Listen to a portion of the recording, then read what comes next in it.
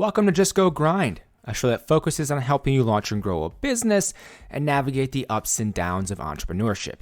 I'm your host, Justin Gordon, and in this episode, we have Andrew Parker, who's the co-founder and CEO of Papa. This is a company that offers family on demand by connecting older adults and families to Papa Pals for companionship, assistance, and transportation. This is a company that has raised more than $30 million in venture capital from some of the top investors out there. They've grown to more than 100 employees and recently closed a $18 million Series B round of funding. In this episode, we go through a wide variety of topics, including how Andrew actually started this company. The story is quite endearing, and how he's grown it up into this point, going through Y Combinator, raising his initial $500,000, getting his co-founder on board, not taking a salary for nearly 2 years, the differences in those funding rounds that I've mentioned, and really going through the whole process of actually scaling this company, even to what Andrew's day-to-day looks like today. Go through a ton of topics in this episode. And as always, the show notes are at justgogrind.com/podcast. And you can support the show by leaving a rating and review over an Apple Podcast. I, of course, would very much so appreciate that. And it helps more people find the show. This episode is brought to you by Pivot CMO. Whether you're a startup and you've just launched your product or a larger business, accelerate your growth with performance marketing solutions from our partner, Pivot CMO. They specialize in performance marketing solutions that have helped countless companies double or even triple in the first few months of working with them. They're boutique, extremely data-driven, and launch and iterate quickly. 84% of their clients double their revenue, and they're focused on digital marketing channels like Facebook and Instagram, Google, Pinterest, and of course, TikTok. Their founders are involved with every account, so you don't get a low-level account manager, but instead a highly skilled and experienced outsourced CMO. They've helped a number of Y Combinator and venture-backed companies along with Fortune 500 companies. So no matter the size or stage of your company, use Pivot to help with all of your marketing and growth needs. To book a consultation, visit pivotcmo.com. That's pivotcmo.com. Without further ado, here is Andrew Parker, co-founder and CEO of Papa, which you can find at joinpapa.com. Andrew, welcome to the show. Thank you for having me. Yeah, I really appreciate you taking the time. And I always like to start with the context on the company. So with Papa, what are you doing at this company? So Papa connects older adults and families to what we call Papa Pals, who are amazing, young, fun, energetic companions that provide support and assistance and transportation like family on demand. And we're offered through primarily health insurance companies as a benefit to seniors and families. And with that, you always hear about kind of founder market fit. And I'm curious as to how you decided to get involved in this space, Andrew. So, I'm 32 years old, didn't have much exposure to the elder, caregiving space. At the time when I came up with the concept, I was working at a telehealth company called MDLIVE, which early in the day was not necessarily a popular topic, but obviously has become. And I always wanted to be an entrepreneur and, thought of a bunch of different ideas. But really what happened was my grandfather, my papa, needed support. And so for the first time, I realized wow, this is such a huge need that my family has. It's probably impacting others. And he didn't need bathing and toileting and some of the traditional things. And I thought, Papa would love a young, college student that could come spend time with him and essentially be an extension to the grandkids and the family. And so we did just that. I put up a Facebook post. It was not an ad. It was just a way to connect to someone, and it worked out perfectly. And what I was so amazed by, honestly, was that my grandpa loved it. He wasn't really that excited about new things in general, somewhat of a closed-minded individual when it comes to those type of things, and was really eye-opening to me. So I thought, wow, maybe other older adults need this service and maybe they would enjoy it. So left my job after, getting, 10 or 20 people to use it and decided to focus on Papa full time. So started with my grandpa and now helping other papas and grandparents out there. That's awesome. And with the early days too, I love talking about that because I think it's kind of glossed over and not typically talked about with companies. We see how successful they are now or where they're at this point. But going back to those first 10 or 20, what were you doing to get those first 10 or 20 people to test it out? Oh my God, it was no easy feat. And I think that's so funny what you're saying. Like everyone, you see pop in the news now. It's like, how'd you scale so quick? What was the silver bullet? How did you get to do this so fast? And like I think, Gary Tan, who's one of our investors through Initialize, talks about it's like 10 years to a overnight success. And so for Yeah. us, I think my experience in telehealth helped a lot, but really to get the first couple of members was straight hustling. I mean, I called every single person I knew's cell phone, asked them if they had grandparents or anyone that they knew that may be interested in the product. I effectively begged my friend Erica actually to let me, kind of use her grandmother as our first test member, Olga. And every Tuesday for, I swear to God, 6 months or more, I would go or I would find someone to go take her to get her hair done. Every Tuesday at 11 o'clock for a 1 hour visit, I made $20.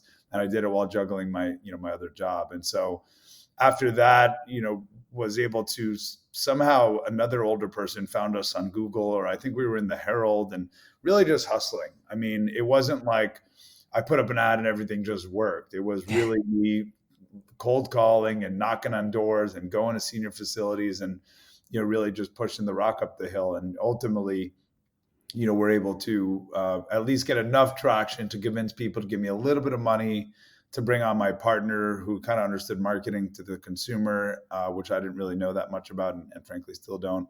And that allowed us to get our first month going. So we officially launched in January of 2018 as a consumer service. You could download our app or go to our website or call us.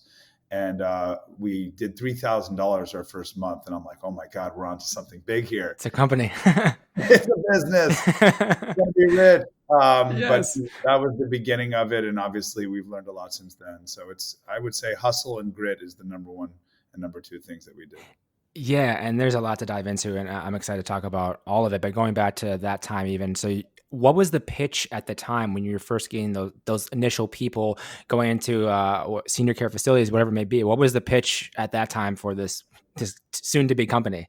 Sure. I mean, like when I first came up pop-up, it was grandkids on demand, like connecting older adults to college students for companionship and support. Like that was the vision in the beginning, but we couldn't get anyone to use it. Like I got my friend's grandma, Olga. I got the one random person that called me, from a Google ad of some sorts.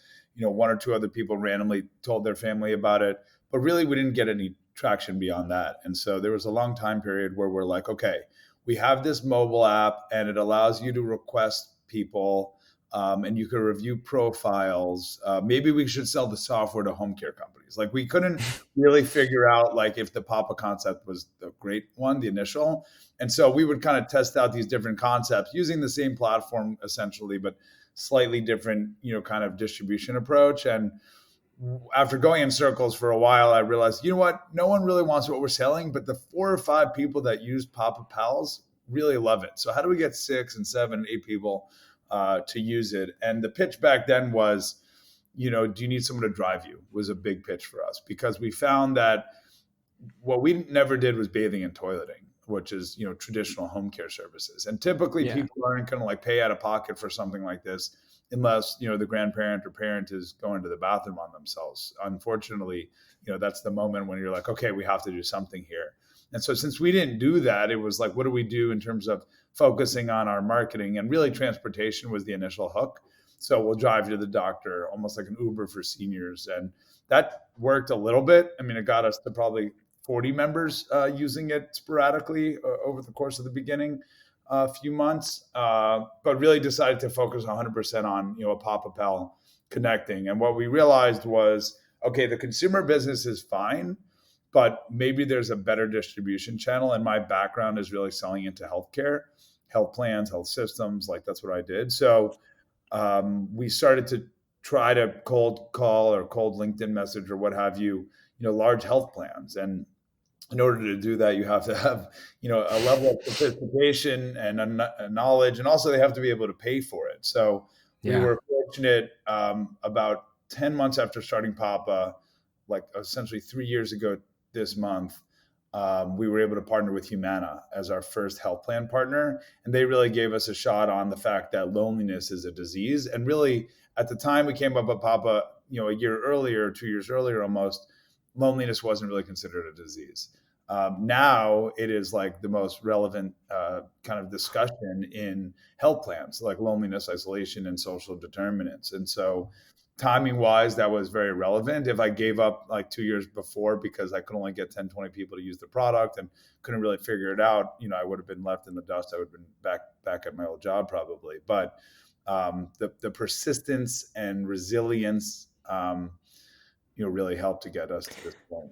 Yeah, and obviously there's a lot of growth that's happened since then. We'll dive into that. But real quick, how did you get to the point of deciding to quit your job? Like, how far along traction wise were you when you're like, okay, let's go all in on Papa? Yeah, people ask me that all the time. I don't know if it's stupidity or I'm naive. I didn't have a lot of evidence that this was 100% going to work. What I did know was the 10 people or so that used pop-up health service really loved it. And I read this Y Combinator article, which we ended up going through later on, which I actually never even heard of Y Combinator at the time. Miami's kind of sheltered from a lot of what's going on out in the Valley. But what I read was that it's better to have 100 people that really love what you're selling or building versus 1 million people that, kind of think it's cool and download it and don't do anything from there. And so I was like, wow, we actually have this. We didn't have 100, but we had 10. Yeah. They're 80 years old and they loved it. So I think I just effectively convinced myself that if I was focused on it full time, I could get it from 10 people to 100 to 1,000, so on and so forth. And I left a very big job. I was leading a healthcare system strategy at a company that I started with when they had 10 employees, and the company went up to 400 employees. And, at the time, like 20 million members accessing the product. And Wow. It was a well-known telehealth company called MDLIVE. My father started it, and I was doing very well, from an income perspective. But I had no kids. I was 29 years old. I had limited to no responsibilities other than paying my rent and getting dog food for Chewy, my 70-pound pit bull. And so I said, you know what? I saved up a good amount of money. I have what I thought was a year of savings, but didn't thought. I guess that's always true. And if I'm going to take a risk on something, it's now. And so for me, it wasn't so much like, oh, this life-shattering moment. It was more just like, if I'm going to do it, I may as well do it now. And I thought about it that morning, quit my job, told my head of sales, who was my boss, Chuck, I'm going to start this grandkids on demand concept. And a year from now, I'm going to raise money and I'll bring you on the board, onto the team. And actually, he now runs sales for Papa. So that's amazing. That was a really cool kind of nostalgic thing. And so for me, it was more, I'm very, whether it's right or wrong, confident in my abilities to convince people that what I'm selling is an exciting thing. And it is really exciting. And I'm very passionate about it, and we're helping people. And so it's easy to get behind the mission. And so once I convinced myself that was required, I'm very good at convincing myself of things. Once I've tried, it's done. I'm in or out. There's no in between for me. And so once I did that, I quit that day. I have to say, give my 2 weeks. And started Papa. And so you start and you're like, what do I do now? Yeah. What's next? There's so many things to work on. I know. So for me, I thought the first thing I had to do was raise some money while trying to sell it into employers and trying to get consumers. But, what really was the first thing I needed to do was find a real co-founder. And I was very fortunate in finding Alfredo Vamonde, who runs operations, who's my co-founder. And without him, I wouldn't be here today, because I'm this crazy kind of visionary thought leader, strategic, product person who does job at sales, but he makes all the things I talk about real. So that's a really critical component. And I would say a big portion of why we're successful so far. How did you find him? I would say God or chance or luck, whatever you want to call it. So I was in a WeWork. I had raised $500,000, really off of a PowerPoint and convincing people that, I had done some successful stuff at MDLIVE. I could probably have a similar business model here. There's at the time, 10,000 people turning 65 a day. Now it's 11,000 people. So it's exponentially growing problem, and they need support, and there's just not enough support that exists. And what happened was other than raising money and trying to sell it, at the same time, and building a really shitty website myself, which actually yesterday in our Series B internal celebration, Alfredo talked about how crappy the website was. I'm still proud of that website. I found it recently. It's still available on my Squarespace page. But amazing. I linked in everyone in Florida that effectively had healthcare and smart. That's if they're LinkedIn kind of promoted that, I reached out to them, and I'm very comfortable talking to anyone about anything. So I got in touch with this guy, and I actually, off the top of my head, don't even remember his name. And I guess simultaneously, Alfredo got in touch with this guy, and Alfredo had this interesting product that was, helping health plans, and I had Papa. And so the guy told Alfredo and said, "You got to meet Andrew. He's really good at selling health plans, and he probably could give you some perspective on how to help you with your startup." And he had a different startup. And so I said, sure. I always love meeting people, and any way I could help, that's awesome. And it's just cool to be part of something else. So he came and met me at the WeWork office. So I had a 4-person office by myself in hopes to bring other people on. And he came in. I told him about Papa. He told me about his idea. I tried to help him. I reached out to a couple of people, and no one was biting. And I said, "Alfredo, your idea is not going to work." He goes, "I think you're right." And I go, "But you've really built something cool here." And he showed me his website that had 100,000 daily active hits on it in Venezuela for a drug prescription program. I'm like, "This is insane. How did you get 100,000 people on this website?"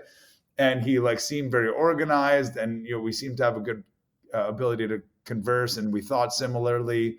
And so over the course of a couple of weeks, I said, "Hey, do you want to come into Papa as my chief operating officer?" And he's like, "Okay, maybe, what do you want to offer me?" So he came back the next day. I gave him a very low salary and, obviously equity option.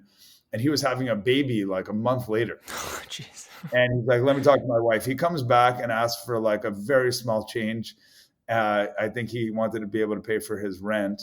And we just decided to partner. And I said, "Okay, tomorrow's day one." And he comes in and he starts drawing a SWOT analysis on the whiteboard. And I'm like, "Oh my God, did I make the wrong decision?" No, I made the most right decision ever. And we've been building the team together ever since. And, he's my brother. So I couldn't be more happy about that. That's amazing. And real quick on that note, just for other kind of earlier stage founders listening, what were those discussions like around equity? You don't have to say amounts or anything, but I'm just curious on what the conversation was like with that, because that can be such a hard conversation. It is. First, I think it's all about perspective. I mean, you probably would think so hard about what if I say X percentage, are they going to accept it or panic or whatever? Typically, you're overthinking things most of the time. Everyone is, I think, about most things. So just do less when it comes to that would be just a helpful recommendation. I think in general, outside of startups as well, but that's just kind of how I live my life. For me, I had already raised, I think $400,000 or $500,000. I had already had some version of something of traction. Alfredo was joking how I think we were doing $800 a month, or I had some revenue going, and I had an idea and I had an app and I had a lot of experience. So I just thought, what's a good place to start? And I would offer it to him. And I'm always, the way I think about these type of things is do a little more than you think. And that will go a long way. Yeah. Versus undercutting. And I think that's true. For example, I was talking to someone this weekend about when you go to a wedding, and let's just say you want to give someone $100 as the gift. You give them $150. So you don't have to worry about it. Just a little bit more than you think. Will go a long way. And I think if you do that and not obsess over, is it 8%? Is it 10%? Is it 12%? At the early days, to get someone that's passionate, that's excited, that wants to go and build something amazing with you with really no concrete evidence it's going to work and has a family and all those things, that person deserves a good portion, of the company, not 50% if you've started it to begin with, but right. Something that makes them feel excited, because you don't want a co-founder or a head of operations coming in and be like, "You know what, this percentage is not enough for me." And you don't want that in their head. You want them to come in excited, and you don't want them thinking about that. So that's how I've always thought about it. And it's tended to work with him. It worked well. And with all of our team members, it worked well. Yeah. And I love that you brought that up, especially because if you think about incentives and ultimately in a startup, if you're expecting this thing to grow so much anyways, a very small percentage difference, if to throw that in, not throw it in, but you know what I mean, to make them happier and really have everyone incentivized on the same page, like you said, is just worth it. And having talked to so many founders who have got, done the same thing, it's I heard someone recently I interviewed for the show, they said they had the conversation about equity. They kind of slept on it and came back the next day and ended up giving their co-founder a little bit more because they're like, "I feel better with this." And It's then way that's like, better. Think about yeah, that. And that 1 or 2% extra, or even 5, whatever it is at that early yeah, stage, it doesn't affect you. The company's worth zero. So don't yeah. obsess over it. Right. There's a lot that needs to go into that to make it worth something anyways. And on that note, with the fundraising side, I want to talk a little bit more about that. So I understand you raised 500K with basically just a PowerPoint and being very convincing. Well played, my friend. From that then, from the situation where you raised this 500K, at what point then did you get to the point of raising like another round of funding after that? Because you had proven out this already enough to get 500,000 investment, but at what point did you get another larger round then? Yeah, so we're from Miami. It's not like Silicon Valley where you have an idea and someone will throw you money, and for them it's they make it a bunch of small bets, and you could kind of get traction that way.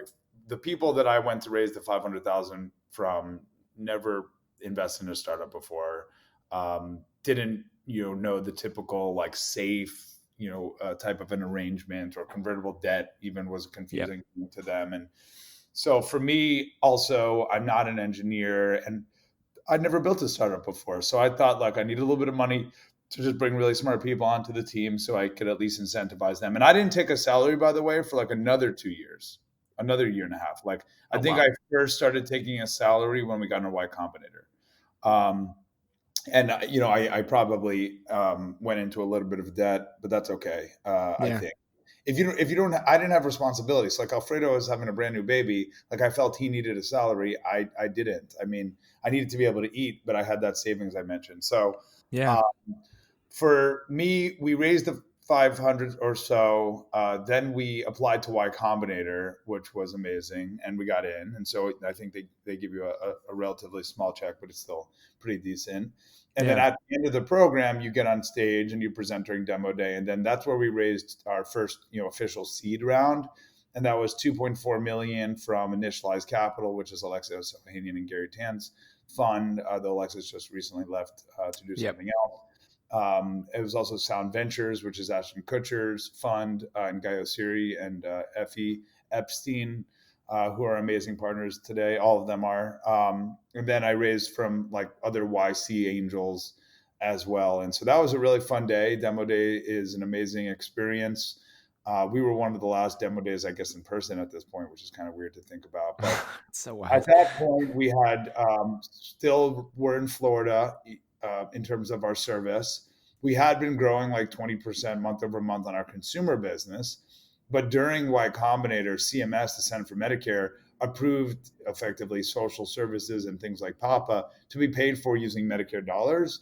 And that's my whole background. And so that was a big change in our strategy. And actually, right after that, we shut down consumer for the most part. Like we didn't advertise for it. If you went to our website, you could still do it. But really, our number one revenue generator, I went to Alexis and I'm like, what do you think about me just turning off marketing? It's 100% the only thing that drives revenue, but I don't think consumer is the business we want to be in. I want to focus all of our efforts on health plans. He does never worked with health plans. He has no experience there. He's more of a consumer person, obviously building Reddit. And he said, if that's what you believe in, that's what I believe in. And he believed us. And I get the chills thinking about it. Just so cool to have so many great investors on our team then and now as well. And so we started to focus 100% on the partnership we had with Humana, which came right after Y Combinator. That, yeah, that's a lot to go through. The differences in funding for you, obviously the seed round after Y Combinator was 2.4 million. And in your most recent one, raising that Series B, I was talking to Zubin Bate from Fuzzy Pet Health, and he was mentioning raising another round, and curious about raising that Series B. Take me through the differences with the Series B from the other rounds of funding you had. Sure. So, I like raising money to a degree. It's definitely a challenge. I'm like the type of person that likes being under pressure. Like that's where I feel like I operate the best. Unless we're talking about playing basketball, I'm terrible.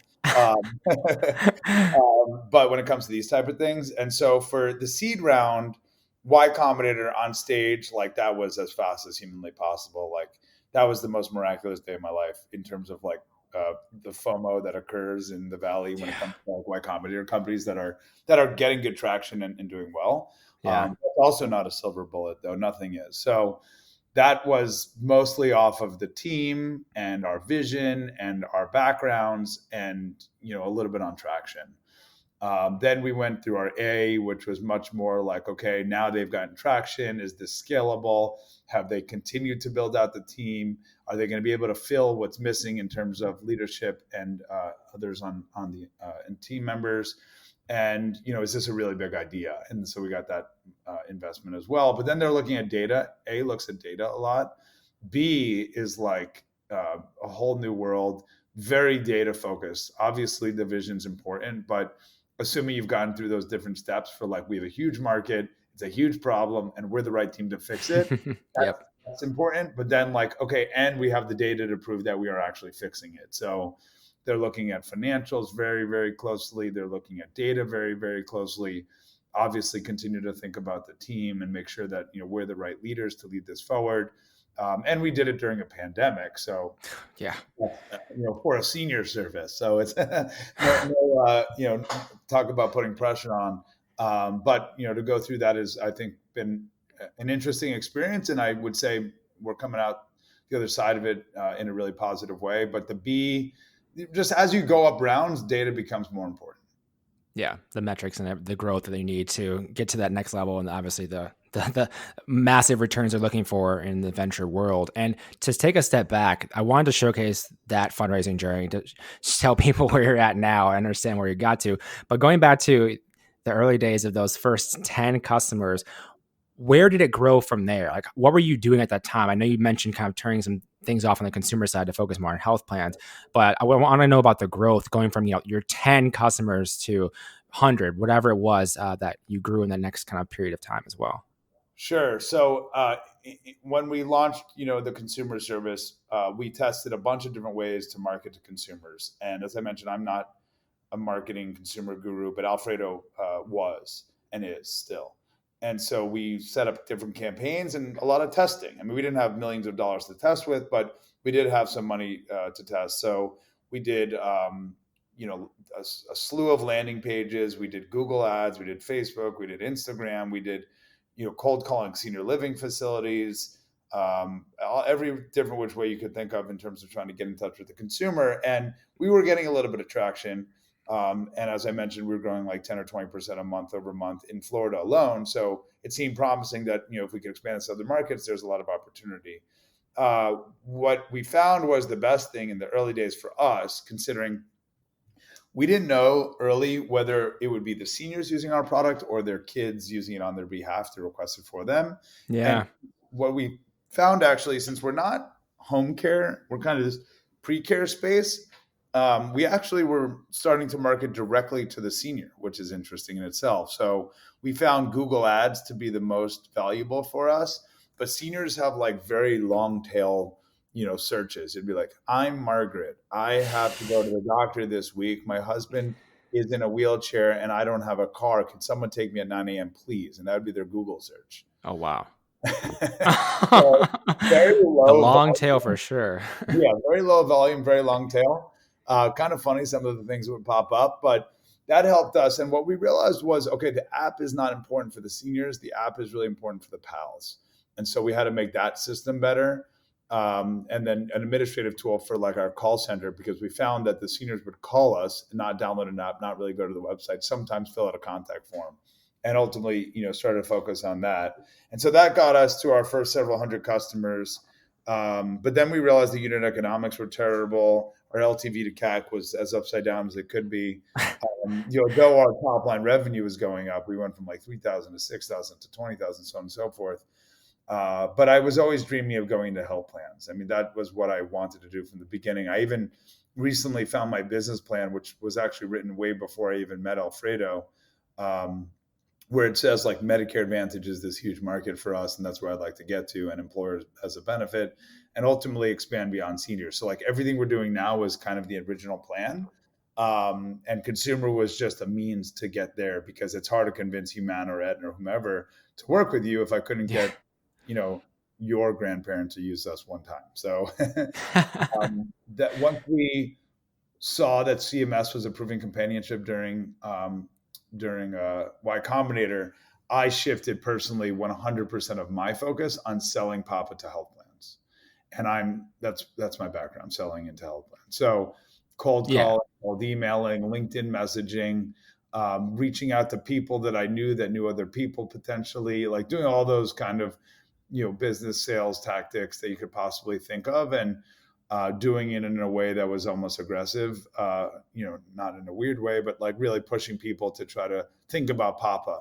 And then one day I saw Humana had a big article about their Bold Goal Initiative, which is this amazing initiative to reduce unhealthy days, which is a CDC term, and to improve um, social determinants by 20% by 2020. And of course, that goal has continued beyond 2020. But I saw this article and they referenced someone's name in it. And I actually find, just as a good tactic when you're thinking about sales, if there's a topic that comes up in an article, there's typically going to be a quote. And generally, the person that makes those quotes don't get cold called. And so if you reach out to them, they're going to be generally kind of responsive. And so I reached out to her. I think her name was Melissa. She was in South Florida and ran the Broward County Humana program. Got in touch with her. She's like, "Oh, this seems cool. Of course, we're looking at social isolation as a big topic, as you saw in the article." And she kind of just blew me off. Then I got in touch with the Herald, which was, the Miami Herald, and got them to do a story about us. And actually, Olga, the original member that I talked about, was the one that did the story on. So I had some people to do stories on because the consumer piece was so critical to get to that next step. And she ultimately saw and said, "Oh, I just saw you in the news." And then I met, with this physician who worked with Humana, who worked with Melissa. So it was like this kind of convoluted, 6 degrees of Kevin Bacon type thing going on. Right. And ultimately was able to get in touch with the head of the Bold Goal Initiative, presented Papa. And I worked at MDLIVE where we worked with health plans. So I'm very familiar with presenting to them in the way they're used to seeing. Ultimately convinced them to do a pilot program. I was actually in San Francisco on my laptop at the Marriott, like right downtown there, presenting to them, where they said, "Okay, we'd like to move forward." We came up with pricing and ultimately launched our first health plan partnership in October. And that program was so wildly successful. It had every metric that we promised, which honestly surprised us even. And we were able to convince them to continue to progress with us. And right as that happened, CMS approved some more things around companionship. And so that's how we went from just one health plan to pretty much 10 pretty quickly. I essentially kept cold calling and kept referencing. And then we had some money in the bank right about that time period. So I was able to convince Chuck Hector, my head of sales, to join shortly thereafter. And we've been building a team ever since. Andrew, one thing we haven't discussed yet, which is a very, very critical component of this, is the pals and the platform. How are you growing that side of things, and what are you looking for in these people as well?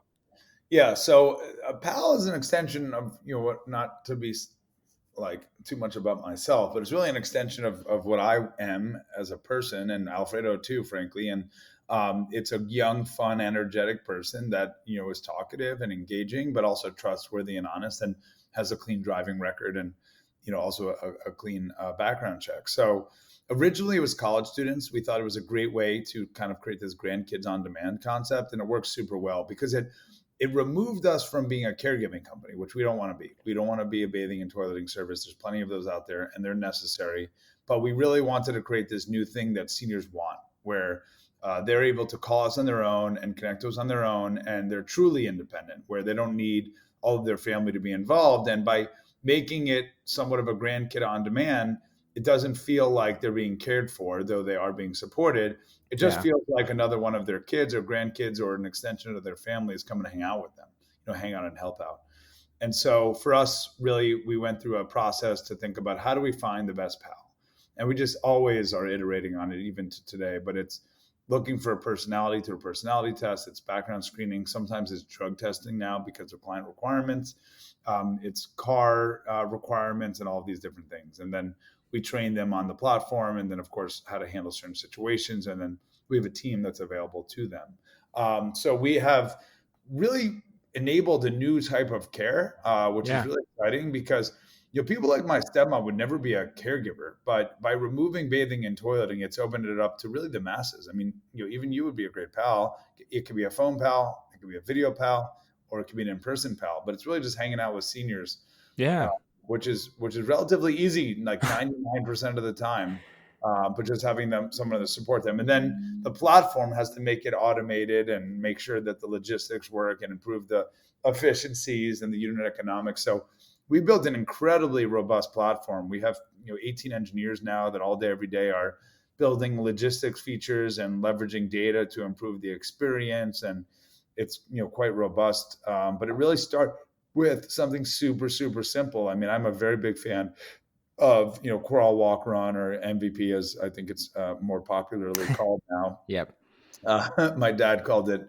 He's an entrepreneur as well, so he's always called it crawl, walk, run. But they didn't have like the lean startup methodology, in 1995. So that's how I thought about it. And our first thing was they called a Google phone number. It was my cell phone, and then I would text 20 Papa Pals, and if they weren't available, I would go. And so that's become obviously more robust and automated, and the tech is a really big component of this. And now we're nationwide, or about to be, and it's a lot of moving pieces at once. And without tech, it'd be impossible. But in the beginning, that's not true. And Andrew, take me through then with COVID, how that affected the business, how you pivoted in this way as well with this crazy situation we're in now. Yeah, it's an interesting time period. As I've read, and I'm sure you have, a lot of great innovation comes out of this type of a situation. And so I feel pretty excited about where we've been able to, I wouldn't say pivot, but enhance. Yeah. And so Papa has always offered in-person services. And I have a telehealth background, which sounds, very cool now, but it wasn't so cool when years ago. And so virtual has always been part of my DNA. And, my dad and I would always talk about, we got to add virtual, but I would always argue, well, that's true, but seniors aren't going to use it and they want the in-person. And, to get them to change that behavior would be pretty hard. And I would jokingly say, even back in the day while at MDLIVE, the number one way to drive telehealth adoption is to make everyone sick. And it was more of a joke. But it was a joke, meaning like I didn't want that to happen, but I did right way. And of course, that's ultimately what did happen. And the same thing is true for seniors, because now they're saying, you know what, I am lonely. You know what, I am isolated, because everyone is isolated. I mean, you're supposed to be, at least. Yeah. The pandemic. And so they're now saying, you know what, I do want to talk to someone. I do want to do a video chat. I do have an iPhone that I want to learn how to use. That's obviously not that complicated, but I've never, put in an effort to make it work. And so today we're doing thousands of virtual visits a month, many thousands, growing at a very rapid pace. And so what we did is we turned on virtual visits. So today we're doing virtual and in-person services. Some markets we're not doing in person at all. Some markets, we are very secure safety measures following all the CDC guidelines. But, some states don't have any or very little COVID impact, outside of the major cities that we're aware of. But so what we did is we added virtual, and we got our health plan partners to agree to it, and it's actually enhanced our platform. And now we're adding some more exciting things as part of that. And for us, similar as when I quit, and like people asking me about like, how did I do that leap? It didn't feel like a leap to me. It just felt like the next, thing to do. I was in Colorado when COVID was really at its peak, and I remember being in the location I was staying and calling Alfredo, and without hesitation, not worried about Papa failing or anything like that, just saying, hey, we need to turn virtual. The time is now. Let's get started. And 72 hours later, we launched virtual visits, and we haven't looked back ever since. That's incredible. I mean, what has been the reaction to that? I mean, what has been kind of what you're seeing from this, turning this new part of the business on? It's been amazing. It's enhanced our program from a health plan perspective. We're able to drive more healthcare outcomes. We're able to help people on a more consistent basis. Like, just because you don't want to see someone in person doesn't mean it's not valuable. What if you are an older adult and you're lonely and you don't have a car and it's the pandemic and you don't have your blood pressure medicine and you're scared to leave your house? Papa Pal can find out that information, which typically the health plan doesn't know until something goes astray. And they could say, oh, did you know your health plan offers a prescription drop-off? And I could actually go pick up the prescription for you and drop it off at your house in a contactless way. And so there's like little nuances to the needs of older adults, and Papa Pals cover those virtually and in person. So for us, we found 40% of our older adult members want to go from telephone calls to video chats. And all of them in that 40% have access to technology that allows that modality, whether it be a laptop or a computer or an iPhone or an Android or an iPad. So we've been transitioning older adults onto video, which has been really exciting. And I think, the cat's out of the bag with digital health in general. And I think also from a behavior change perspective for older adults and really everyone, the rise of telehealth, the rise of what I think of as virtual companionship, the need to support people's social determinants has never been more evident. And it's only been exacerbated by what's going on in the world today. Andrew, with this now, I mean, you've obviously come a long ways with the company and even being a first-time founder. What's been the kind of impact or the support you've gotten from your investors along the way? Obviously, there's a varying level of how hands-on some investors are versus others. I'm just curious about how they have been helpful, impactful along the way as you've built this, gone through your Series B at this point. So I've been very fortunate, and it wasn't necessarily by chance, though obviously I think that does have a part in it somewhat. But generally, I've been really thoughtful about who we partner with, and I couldn't say better things about every single one of our investors. For the most part, are very available to me, and the team. They're always wanting to help. They're always evangelizing, but they're not telling us how to run our business. They trust in me. They trust in Alfredo. They trust in our leadership team, and really even down to the Papa Pals as well. And really, they're investing in us to build this business, not them to build this business. And so I've been fortunate to have the right people around the table. And I think what we've done really well is have investors that have different perspectives. Some that are consumer focused, some are marketplace focused, some are data driven, some are healthcare focused, some are more strategic, and every one of them have a different perspective, and it's super helpful. Some are more financially driven. That helps as well.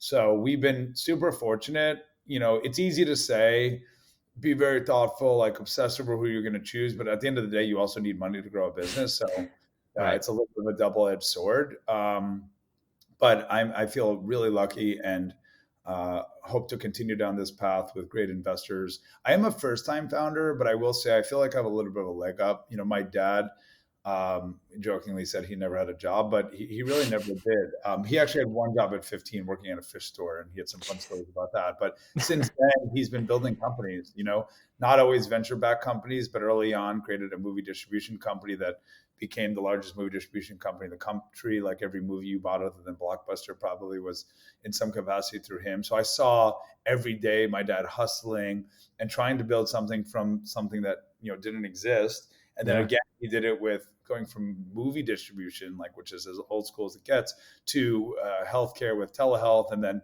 I got a chance to work at MDLIVE when it really boomed. So though I was not a founder prior, I kind of think of it as I was in a sidecar. My dad never threw a football in the backyard with me, not because he wasn't a good dad. He was an amazing dad, but really taught me about building businesses and EBITDA and all these kind of weird things. I don't know that a 10-year-old would fully understand, but frankly, all of that has helped me get to where I am today. And I also saw what not to do. So I think I've learned a lot from other people's mistakes. I mean, obviously my own, but more so I would say from others. And I've just been fortunate to come around or be raised around entrepreneurs. So my grandpa Papa was an entrepreneur. My uncle is an entrepreneur. All of my cousins are entrepreneurs. I don't know what it is, but some own jewelry stores, some own doctor practices, some own huge companies. And so that's always been helpful for me. I never had a parent that had a 9-to-5 job. They always had this kind of weird 24/7 thing going on. It's got to definitely influence you to be like, okay, I can start something. This isn't a strange thing because all these people I know are doing it. For others, I mean, it does seem strange where you're like, they've never seen it, Yeah. And my dad had to risk way more than me. I mean, he didn't have, he did have kids, when he started his company. Yeah. I was one of them. And times were not always great, when I was little. And it's not for lack of trying, but it's hard. And sometimes luck is involved. But I will say, watching that as really it would have been more strange getting a job to me, honestly. Like, what do I do? How do I make a resume, Dad? Yeah.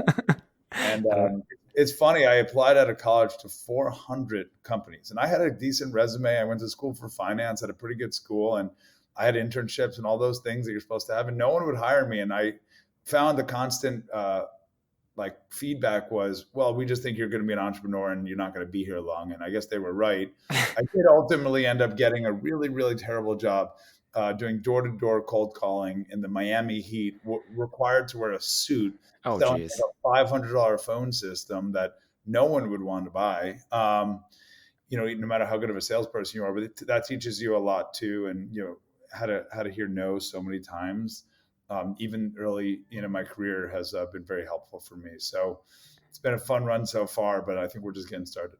So your lesson to everyone is to sell $500 phone systems in Miami. It's the key to success as any entrepreneur. Now we know. Well, I actually broke my leg. Remember I told you I was terrible at basketball? Well, that was Yeah. probably the last time I played. I broke my foot, sorry. And I had to quit my job effectively because it was a door-to-door job, not a cold calling job. So Like literally, oh man. I literally couldn't do it. But I ended up getting an amazing opportunity then, because finally I had like a worthwhile sales resume.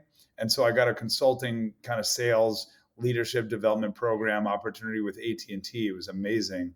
It was a 6-month program in Atlanta, and they taught you consultative sales, and they taught you public speaking, which was intense. They'd get you in a room with 150 people with a suit on, and they'd be like, Andrew, stand up and tell us why AT&T is so great for 10 minutes. And you're like 21 years old, like freaking out about it. And after doing that a bunch of times, you get good at it. And then ultimately, my dad started MDLIVE. He wouldn't hire me, though. He refused. But effectively, I met Chuck, who was the head of sales. And, over the course of a year, we effectively said, Chuck said, I'm going to put you on his team. And though my dad didn't necessarily approve, he always wanted me to figure it out on my own, which is awesome, I think.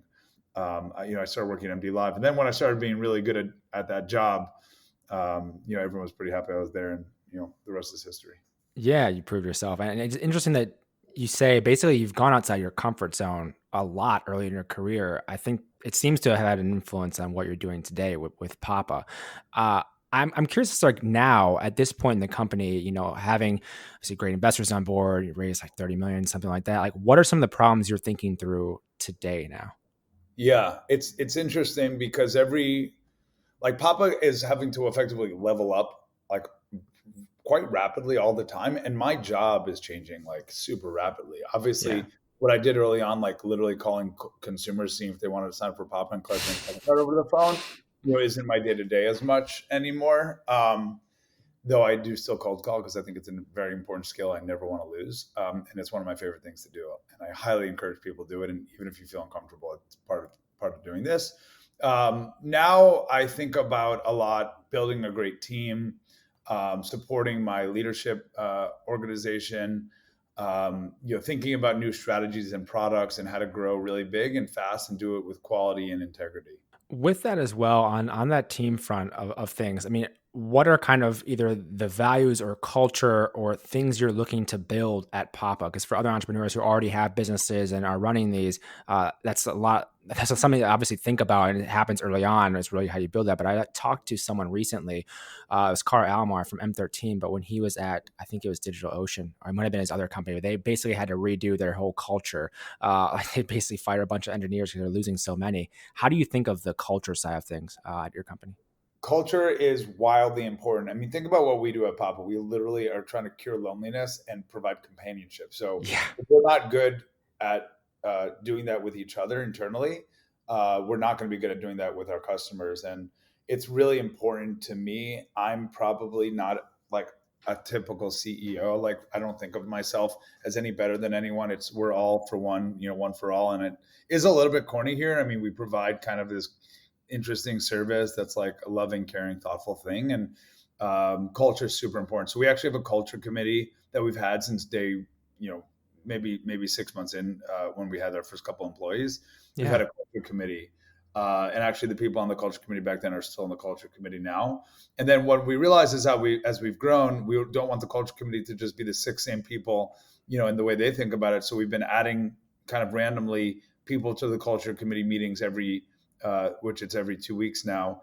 And it's a really critical component. It's not only thinking about like, what events do we do? How do we keep in touch with each other? But it's like, what are our values? So actually this morning, interestingly enough, we went through like a very robust PowerPoint presentation that talks about our, I think 11 values. And it's really important to us that people are good people, that they're honest, that they're trustworthy, but they have fun, and everything's not as serious as everyone makes it seem. And yesterday we did an internal Series B celebration over Zoom, and we had champagne, and everyone was sent a box, and we were sent into like randomized breakout rooms of 5 people, and every 5 minutes it would put you into another breakout room. And Yeah. we Papa Pals, where you're connected to a random member of the team, so you get to meet each other. I mean, we have 120 employees now, and we've gotten really pretty big from a team perspective pretty quickly. And as we grow, I want to maintain that. And I think open communication and being truly authentic is super important. Like, we're not forcing culture.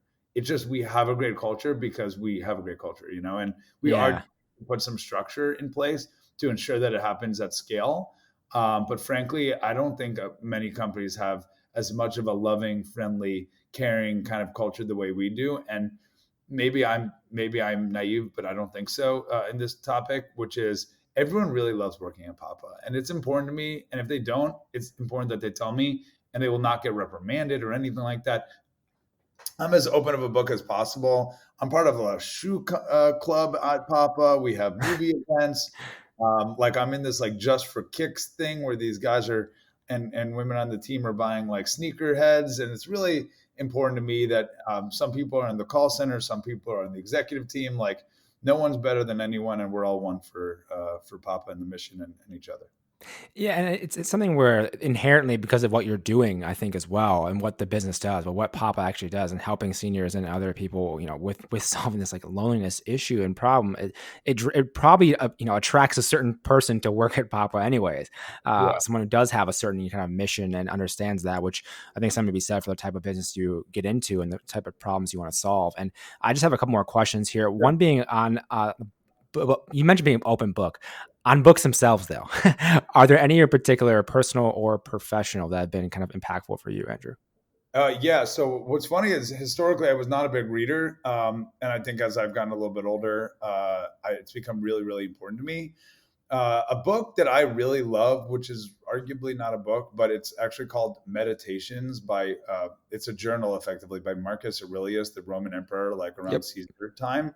And it's effectively like little journal entries and just about ways to think about being stoic. And I don't think you should have no feelings, but I think it is important to be able to handle adversity and things that go wrong, which does happen quite often, obviously. And to be able to do that with a positive outlook and not let it bring you down. Like, for example, if I drop a glass and break it, I could get mad at it, but getting mad at it would just lend more, to the fact that it broke. So instead I could just either fix it or, kind of move forward. And so that's a very simple example. But Meditations by Marcus Aurelius is a book that I'm a very big fan of. I listened to the Audible book and read it twice. And sometimes I pick up paragraphs and I'll read them out loud to my girlfriend or someone on the team. The Lean Startup is a very helpful book for me, and I really enjoyed it. And it just, to always think about MVP. Like, of course, there's so many ideas I have, but to not act like I know everything or anyone on our team knows anything, and they know stuff, but I mean, like, you don't know the answers always. And so to leverage the community and a feedback loop is important. So The Lean Startup is a book I really like. I'm actually reading 1984 for the first time right now. Nice. I think this is back to the point that I wasn't a big reader. Like, I think I probably just skipped that part. I wasn't the best student back then, but I'm becoming a better student now. And that book is wildly relevant to today, and it's kind of scary, actually. So I just started reading Devil in the White City, not necessarily a business book, but I do think it's important to pull away from that. I also really like, any book about really impressive leaders. I read the Steve Jobs book, the Elon Musk book, the Shoe Dog book. I personally relate more to Phil Knight than any of them. I am very smart, but I'm not Elon Musk. There are very few that are. There's one, or maybe maybe just him. But I think it's important to get perspective. I'm obsessed with perspective. I think it's probably the most underutilized, like, philosophical concept in the world. And if we could just realize that you may have an opinion, but everyone has a perspective, it's really important, because their perspective may be different, but that doesn't mean it's wrong.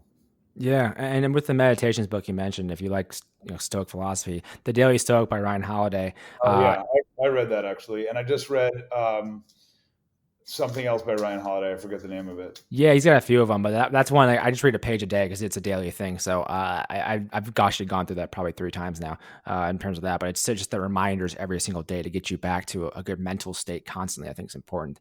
And one of the last things I'm wondering about, is, especially with where you're at in the business and how all-consuming entrepreneurship can be, is how do you recharge?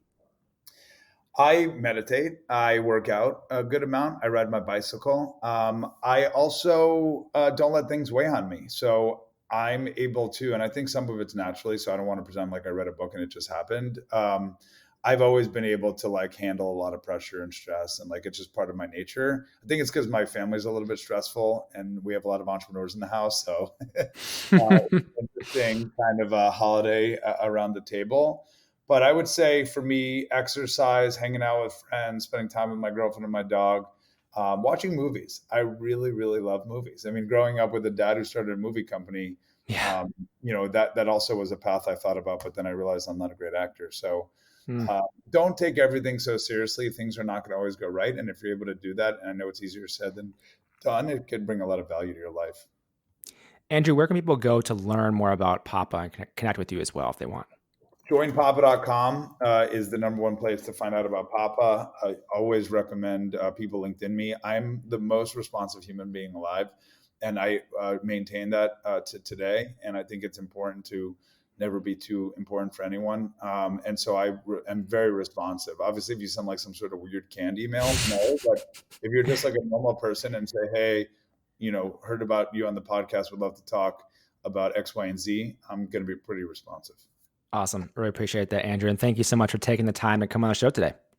Thank you so much. I really appreciate it. This episode is brought to you by Pivot CMO. Whether you're a startup and you've just launched your product or a larger business, accelerate your growth with performance marketing solutions from our partner, Pivot CMO. They specialize in performance marketing solutions that have helped countless companies double or even triple in the first few months of working with them.